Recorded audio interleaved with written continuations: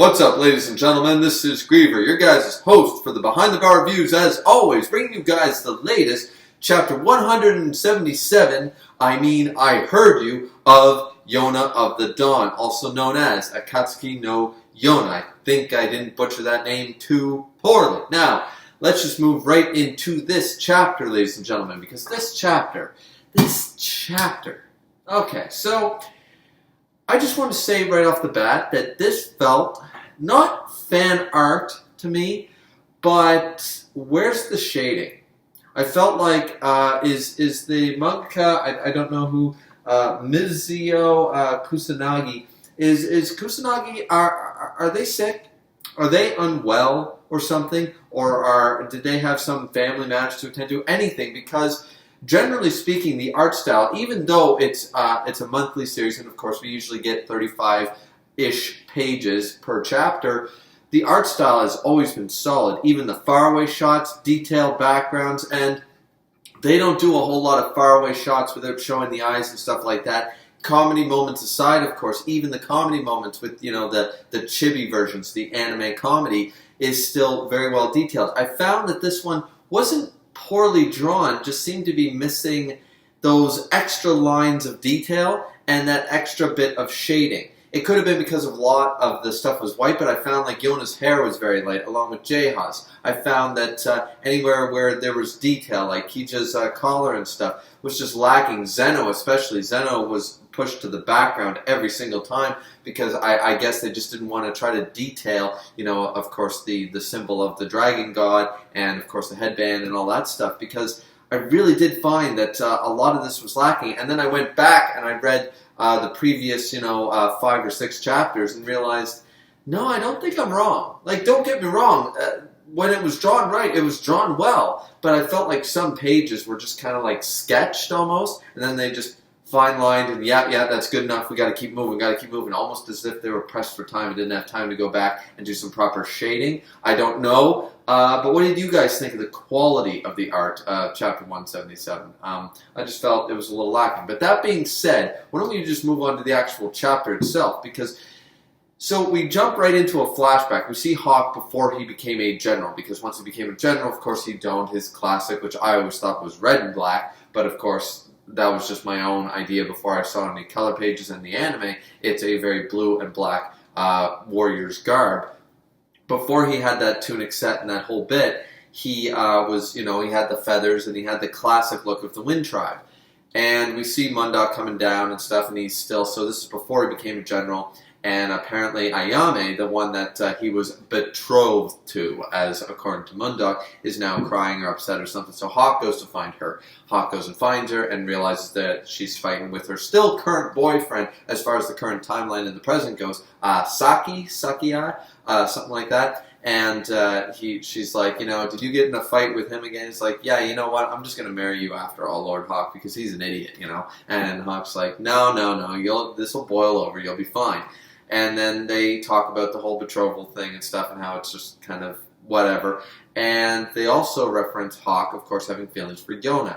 And it's a very classic thing that happens not in just manga, but in TV shows, especially the primetime dramas and things like that. You're always going to have that everyone around them knows. The side cast, the rest of the cast, they all know. And this series is no exception. And the viewers, we all know that main girl is in love with main guy, and main guy also has feelings for main girl. But they won't say it. They won't admit it because they think it'll destroy their friendship. Or destroy, especially a lot of the cop shows, destroy their partnership. It'll make it weird. They won't be able to work together. There's so many aspects of that. This is a similar thing with the whole master-servant idea, right?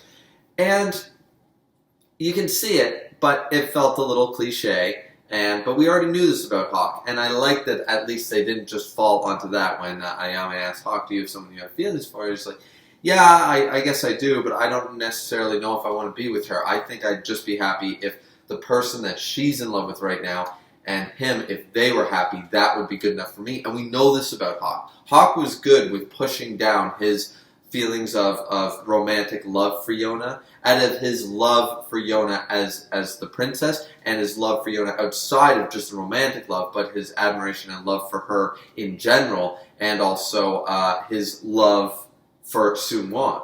Remember that he was a best friend of Sun-won. He was supposed to become his right hand. He was going to be the man who held the sword of, and swing it for Sun-won one day on the battlefield and all that stuff. And they were supposed to go to war together and all these things when Sun-won became king and married Princess Yona. That was the plan. Hawk was good with that. And of course that was all shattered, as we know. But so that is an understandable feeling.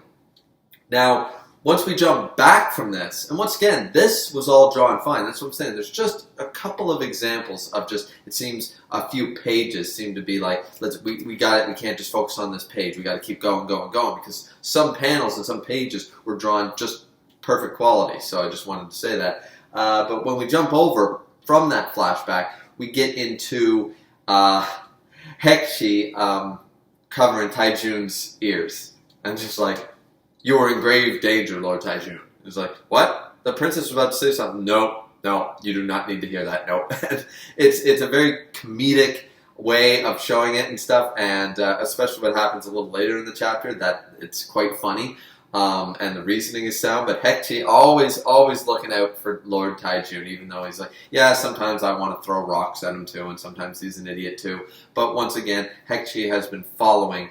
And I might be butchering that name, guys. I don't know. I don't know how to pronounce, most English names, let alone ones from China, Korea, Japan, the entirety of Asia. Let's just use the continent of Asia and go from there. So, but either way, it's quite amusing. It's an amusing little comedy thing going on there. And then Hekchi drags tae-jun away and says, "Excuse us, please. Continue your conversation and such." Right. So Hawk looks at Yona and says, "He said to continue our conversation, so what else you gotta say?" And Yona's like, Did you not hear me? And of course, we know from the end of the last chapter, she said, "I love you, Hawk." And I think we also see that when we first jump back from the flashback, we see the repeat of that. And Hawk just looking like shocked and surprised, of course, as he would. And he goes, "Yeah, no, and once again, the title of the chapter, roll credits sort of idea, is, I heard you, but could you elaborate a little bit? I wouldn't mind hearing that again. Like, did I mishear something? Like, I want to be sure what we're talking about here." And Yona just all her courage and all her mustered up willpower all peters out, and she looks down and she just goes, "Nope, that was all," and she runs away. So she jumps back into the tent, and we know that Hawk's just kind of standing there like, what? And we know that jae-ha, we know that Kija, we know that Vold, we know that Agiria, I don't know, and probably Gobi as well, who's currently on Vold's back. They all heard. And they go through each person kind of like, okay, here's the reason they're not bringing it up, here's the reason they're not bringing it up. Of course, we know the dragon blood in Kija and jae-ha have also rolls up that jealousy, but they know that it's the dragon's blood being jealous. They know it's not their own person in a sense. At least jae-ha knows that stuff. Because every time it happens, he realizes, I can't be this petty, I can't be this childish. This dragon's blood is some damn annoying when it boils up, and he pounds himself and sort of idea. So, and they would all be very happy if Hawk was with Yona. Nobody has an issue with that as far as we know from everything we've seen for 177 chapters. So it's one of those things, right? And then we get basically moving on from that. We jump back to it later in the chapter, but we move on and everyone just says, I don't really care. So, hey, Yona, I brought some meat and stuff, says Agiria. And then we get Vold talking about Gobi and stuff. Thank you so much for delivering us Priest Gobi. We're going to go try him in the Zen Kingdom and stuff. And once again, I'm like, can I just let me trust me, I can take care of that. And Vold, you do not have to carry that guy. I can take care of that problem. Just give me 5 seconds. 5 seconds and you won't have to worry about a damn thing. It's going to create conflict later on. We know Gobi's role is not done, though I wish it was. Gobi's got to die. Gobi reminds me so heavily of The guy's name began with an H, the Nadia dealer. You just wanted him to die. You just wanted him to get his comeuppance, for so long. And I feel like Gobi's, his time has expired. It's time to get rid of him. Of course, they don't or they won't for a while because it's probably crucial to a new arc or a new plot line or et cetera, et cetera. However, either way, we see that jae-ha, Kija, and everyone, they're trying to discuss where they're going to go next. They realize that going back to the Fire Tribe, like, okay, the war has been won. That's all fine, dandy, and great, and we've all suffered our injuries, but everyone's back together. Zeno's fine, Yona's fine, Hawk's fine, everybody's fine, right? But it's like, yeah, so what do we do next? Like, do we go back with the Fire Tribe? Well, remember what happened last time? And Kiji even brings up, yeah, they were manhandling the princess and my arm and everything because they're zealous. They get drunk and they get a little too zealous, too religious, and Zeno realized that very quickly back then. And it's kind of like, you know what? Even in the protective garden of tae-jun's mother and stuff like that, it wouldn't be a wise thing to travel there and stay, especially as the heroes, as the victors of the 4 dragons and the red-haired princess and Captain Hawk, who has gotten a load of just huge amount of respect, not just from the Fire Tribe, but from all the soldiers there. He was the one to raise the morale and say, we won't let a single one of these bastards enter our land, and that kind of stuff, given the ultimate speech, Lord of the Rings style, before they started the battle a few chapters ago. So there's just so much there to think about and unpack, and you realize that, okay, well, maybe we'll have to go into the woods, blah, blah, blah. And then we see Gobi, you go, yes, where are the 4 dragons going to go next? Yes, I might as well start going, God, and like, this guy is so creepy, I swear, like Smeagol or Gollum, as I just did, a very poor impression, and I'm sure I could do better, but like, they are less disgusting than this guy. This guy is just a creeper. This guy is the same person that still catcalls in this day and age, That level of creep. That level of creeper that just, like, catcalls and stares and, no. Once again, Gobi, like, bold, don't worry, I can take care of him. It ain't that sharp. I mean, it's pretty blunt. See, it's pretty blunt sword, but I can sharpen it. It'll be fine. I can take care of that, right? So, either way, they're discussing it, and they realize maybe now's not the best time with Gobi listening in to discuss what they're going to do, and Yona, like, stares down Gobi, but Gobi's just all, hey, yes, my precious, that kind of crap. So, God knows what they're going to actually do next. We don't really find out this chapter, though we're led to believe there might be a bit of a split in the group decision. It's going to be difficult, but we move on to the rest of the chapter from there. Now, after this moment, we jump over to, I don't know if it's supposed to be the next day. I think it is. I think I missed a timestamp there, but it seems to have been, they've rested up and stuff, and everyone seems to be on the mend. It's either the next day or some hours later, because Vold and, I always mess up the name, Algaria, something like that, Nien, a Nien-chan sort of idea. He and Vold and Gobi, they're going back to Zing and all that stuff, and they say their farewells and stuff. And once again, this is where I'm talking about, like, the kind of, this isn't usual Yona the Dawn quality with a goodbye thing. You get, like, some close-up of the faces and some, like, some wind blowing through Yona's hair going, please take care, on your journey, and then a big wave and stuff. But it's all kept to a very big distance, very little background drawn, and this is an example of a page that I felt like this isn't standard Yona of the Dawn quality and stuff. So once again, a rushing thing there. Then we jump over to tae-jun saying, yep, the Fire Tribe is going to start heading out. Princess Yona, I'll prepare a carriage for you and stuff. It's like, and they talk about what jae-ha and Kija and Yona were talking about in the tent before Gobi kind of interrupted. And they were like, yeah, we better not reveal too much information in front of this creeper. And they talk about, listen, if we go back right now, we'll be celebrated as heroes. It won't be so good for everyone involved because of what happened last time. And not that necessarily would happen again, but it is one of those things where it's kind of like, we better just stay low and just move on from our stuff. Our tale of exploits, our legend is already big enough in the Fire Tribe as it stands. So they explain that to tae-jun.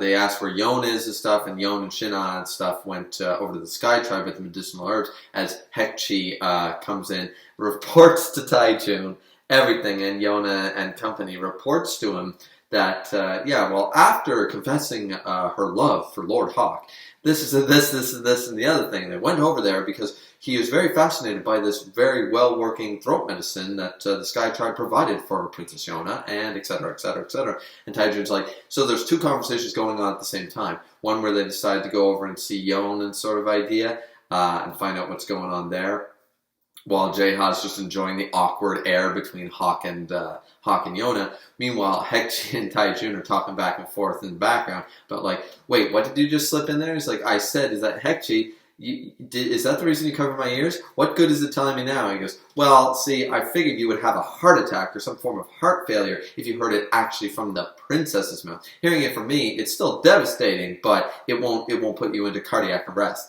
That was Haekchi's reasoning, and I kinda gotta agree with that a little bit. Haekchi, he knows his master. He knows what he's talking about. So either way, they move on from that, and we jump over to Yon at the Sky Tribe medical group, and he's figuring out all these different remedies and all these other things, right? And I mean, Yon is very well known as the doctor who's not a doctor among the Fire Tribe citizens and stuff, so the Sky Tribe must have heard of him, and when he went over there to help treat people, because that's just what Yon does, of course. Yon cooks, cleans, and he knows how to be really good at being a doctor. At least he plays one on TV, sort of joke. And when they first go over there, this makes a lot of sense, that they're like, these are my friends, and there's like, oh, Princess Yona, the guy with the mustache from the Sky Tribe, recognizes, of course, Captain Hawk, or Lord Hawk, as he would know him, and Princess Yona right away. And Yona even says, I tense up as well, sort of idea, because I don't know which, the Sky Tribe were the ones. It wasn't just Suwon and the advisor, Kish Sok, or whoever. There were multiple Sky Tribe things, as we found out when Yona first went to appeal to Suwon and stuff, and Lily stopped her execution, sort of idea, all that fun jazz, right? Back before the Battle of Zing actually happened. And we saw then that, as Lily pointed out and realized, like, some of the Sky Tribe soldiers don't seem shocked by this, so they were very much aware of the rebellion or what was going to go down, the coup d'etat, before it actually happened. So that was a good indicator, and Yona realizes this as well. She says, every time I see one, I tense up, and that makes perfect sense, because regardless of what good she is currently doing as a result, remember, this Yona, the Four Dragons, every good thing they've done, making tae-jun a good person, the Izia seeds, fixing the Nadia incident, all the good, Awa, all the good that Yona and the Four Dragons, the Dark Dragon and the Happy Hungry Bunch have been doing up to this point, and all the good that Sun Wan has done for the Five Tribes and uniting them, and the Sen Province Treaty, and fixing, battling against Kai, and fixing that Zing Kingdom is now part of the Koka Kingdom as far as foreign affairs and military affairs. All these great things that they are all doing can all be traced back to that incident, to the coup d'etat. The coup d'etat was actually better for all these characters involved in the grand scheme of things. And Yona has realized this a few times in the series, and it's really unfortunate that it turned out like that as far as she's concerned, because at the end of the day, he still murdered her father. That fact cannot be changed and will never be changed. And regardless of the reasoning behind it, it's still a father's murder, right? So as she puts it, she'll probably never forgive Sun Wan, and she doesn't know who of the Sky Tribe knew about it, who were involved. She knows that a lot of people didn't think well of her father as a king, but who was actually involved or knew about this assassination attempt and did nothing, either stood by or actually supported it. She's very tense about that, and you got to give it to her. I would be too. Would you not be? So it was a good scene to have here. Like, I love how Akatsuki no Yona, maybe it's because it's a monthly series and it has longer chapters and it can spread things out better than, I guess, a 19 page weekly shonen. But this one, it just seems to layer different things on top of the same thing. Like, we see Yon being like, I might want to stay here for a little longer, you guys can move on ahead and I'll have to catch up somehow, is the implication that he's going to stay and learn, because the Sky Tribe seems to be the forefront of medical expertise as far as we can discern from these conversations in this chapter. That wasn't really well known before, but it seems to be the case now, and Yona seems to be learning a lot from just treating with the Sky Tribe medical doctors. So he's like, I want to like stay here and learn a little bit if that's fine. So that's implied here. And then on top of that, we get Yona's reaction to the Sky Tribe, and then we get, So I love the multi-layered, using one situation to tell like 2 or 3 stories at the same time. Then we get Yona saying, you guys don't need to help. You guys are actually badly injured, especially you, Thunder Beast. So you guys go rest over there, sit down, being Yon. So they go over, they sit down. This is a really nice scene as well because Yon and Ayami, or Ayama, I'm once again bad with names, Hawk remarks, it reminds a little bit because she's a bit of a healer of the Wind Tribe and all that stuff, and her personality a little bit. So he's talking about how Ayami is similar to Yon in that respect, and like that's pretty cool. And then we also get Hawk like looking on and going, yeah, and Yona says like, oh, good for you, and Hawk's like, yeah, I guess so, and then realizes, wait, and I love this. I love that Hawk isn't this dense. Like usually he plays it off a lot, but right here he's like, wait, no, huh? Well, maybe. Princess, hold on, just one thing. Are you jealous of Ayami? And then Yona, see, once again, Yona has already confessed her love for Hawk. As far as she's concerned, there's nothing, like, she can still be embarrassed, but the cat's out of the bag. So I love that they don't play this off as, well, why would I be jealous and stuff? And Hawk goes, I figured, I just was curious. And they leave it at that. No, she blushes and goes, yeah. She admits it outright, not just a blush, and, Hawk has to kind of read her face sort of idea. No, she's like, yeah, sorry, I really can't help it.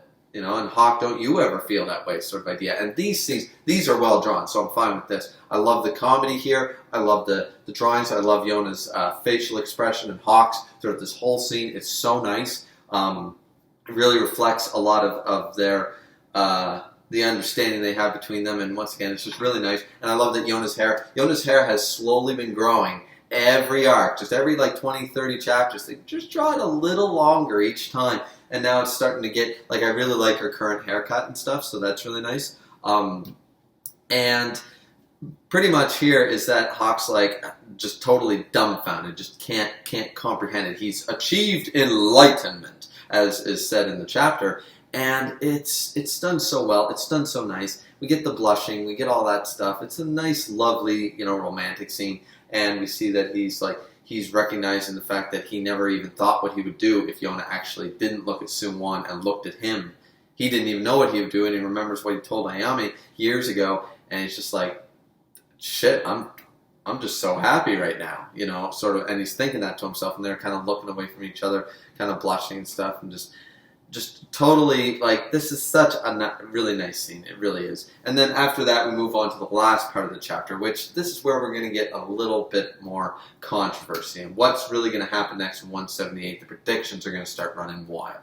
Now, before we get into this last part of the chapter, I just want to say that as of right now, after refreshing the page, some of the changes, so this could have been, as far as the art quality that I talked about previously. It wasn't the scans itself, I guess, but some of the editing has gone on. We see, because General Joe Doe shows up and stuff, and his mouth was missing, and his eyes, and some of the shading and stuff. So I went back after checking this one refresh page here near the end of the chapter, realizing, okay, that's back, so maybe it was just not that well done this morning, and I looked into it further and I started refreshing the pages. Some of the shading is still missing in my opinion. Some of the art quality could have been a little better, but a lot of it seems to have been fixed. So that might have been one of the cleaners. That might have been a rough cleaning job rather than an actual thing on the artists themselves, the mangaka themselves. So I apologize for saying that. I don't really have time to be editing out every part I talked about as far as that goes, but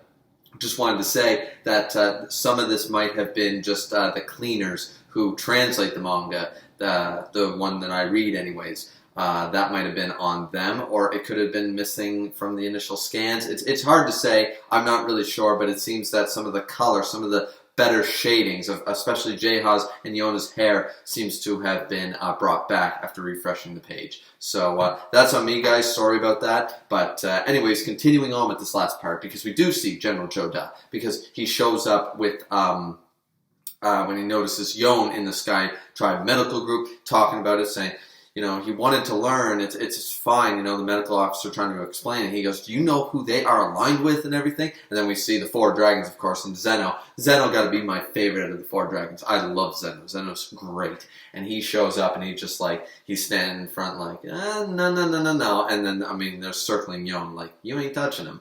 And that's when jae-ha basically says, we didn't mean to cause a fuss, Yona.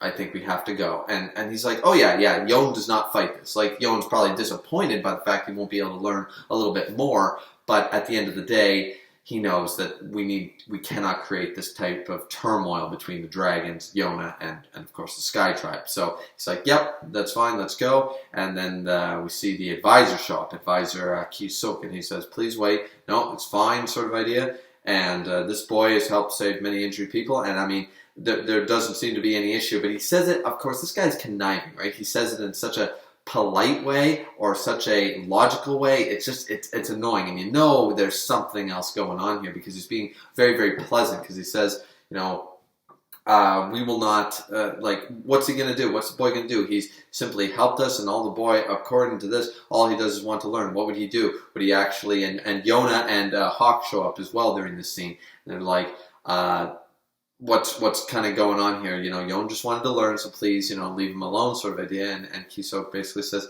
look, the boy wants to learn, that's fine. What's he going to do? Mix, you know, poison into our soldiers' medicine? And Shinai even says, Yona would never do that. And he's like, exactly. Yona wouldn't do that. He's been helping everyone in this war, similar to your group. So I don't see a problem. And Ki-suk, like if there's somebody else that I just want to, just a little bit of the sword pulling out of the sheath sort of idea. If it's not Gobi, it's this guy. It's this greaser right here, because, oh yeah, he rubs me the wrong way. And now he's being all buddy-buddy now that he's gotten the benefits of Yona and the Dragons group. And especially the Thunder Beast. He's gotten the most benefit out of using them as tools, as he would plainly see them as. But then something really weird happens, and even Hawk calls him out on this, because he says, hey, you know, if you wanted to, like, we're heading out right now, but if you want to keep learning, I said, you can jump in our carriage. We got new medical texts. You know, we're going all the way to Hyrule Castle, just so you know, just so you're aware. But you can continue to treat soldiers and learn and all this stuff. We have the highest quality medical texts and all that stuff. And it's like, okay, really? And Yona's like, no, I don't want to go.